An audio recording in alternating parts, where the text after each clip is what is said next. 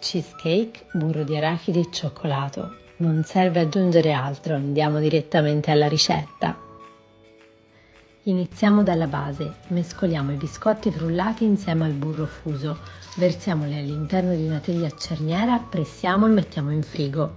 Prendiamo la planetaria e montiamo l'inserto a foglia, inseriamo tutti gli ingredienti insieme, le uova, lo zucchero, la ricotta, il mascarpone e il burro di arachidi. Impostiamo il tempo e la velocità di impasto.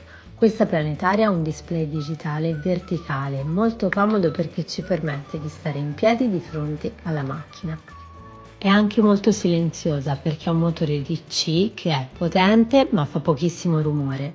Una volta pronto, versiamo l'impasto sulla base di biscotto e inforniamo.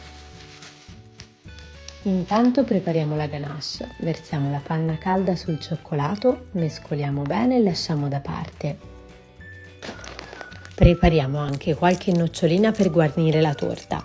Quando sarà cotta lasciamola raffreddare a temperatura ambiente, poi versiamo la ganache sulla superficie e riponiamo in frigo per qualche ora.